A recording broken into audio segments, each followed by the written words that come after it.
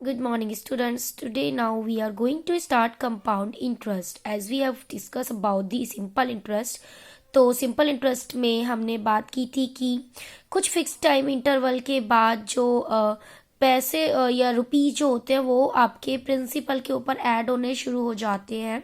तो इंटरेस्ट जो होता है वो ऑब्वियसली चार्ज होता है एक ओरिजिनल प्रिंसिपल के ऊपर फिक्स इंटरवल टाइम के बाद। ओके, अब कंपाउंड इंटरेस्ट के अंदर क्या होता है, फिक्स इंटरवल के बाद जो इंटरेस्ट होता है वो प्रिंसिपल अमाउंट में चार्ज होना शुरू हो जाता है, यानी इंटरेस्ट के ऊपर भी इंटरेस्ट लगना शुरू हो जाता है। तो दैट इज वाई इसे बोला जाता है कंपाउंड इंटरेस्ट। अगर किसी सर्टेन पीरियड के अंदर लाइक 1 ईयर के अंदर या एनुअली या 6 मंथ्स के अंदर यानी हाफ ईयरली या 3 मंथ्स क्वार्टरली या 1 मंथ के अंदर कंपाउंड इंटरेस्ट लगाना होता है, तो ऑब्वियसली एक डेफिनेट टाइम के बाद जो डिफरेंस होता है अमाउंट का या प्रिंसिपल का, इसी को हम बोलते हैं उस दौरान कंपाउंड इंटरेस्ट।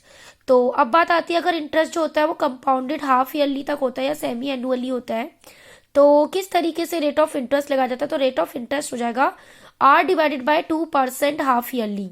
उस दौरान टाइम जो होगा वो 2n हो जाएगा, जितने भी टाइम के लिए होगा तो 2n हो जाएगा। ओके, अब आता है इंटरेस्ट अगर कंपाउंडेड क्वार्टरली होगा, तो इस केस में जो इंटरेस्ट होगा उसे कैलकुलेट किया जाएगा 3 मंथ्स के बाद और फिर इसे प्रिंसिपल में ऐड कर दिया जाएगा। इसका मतलब जो इंटरेस्ट होगा वो कैलकुलेट किया जाएगा 1 साल में 4 बार।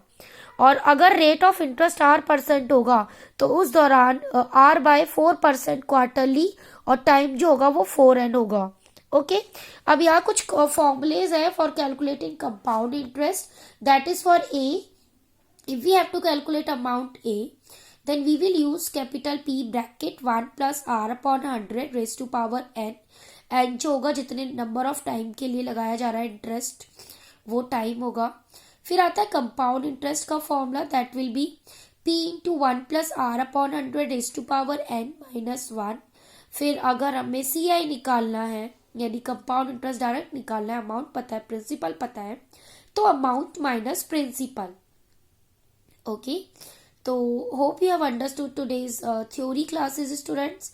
Now we'll be doing the questions. For that I will provide you my video.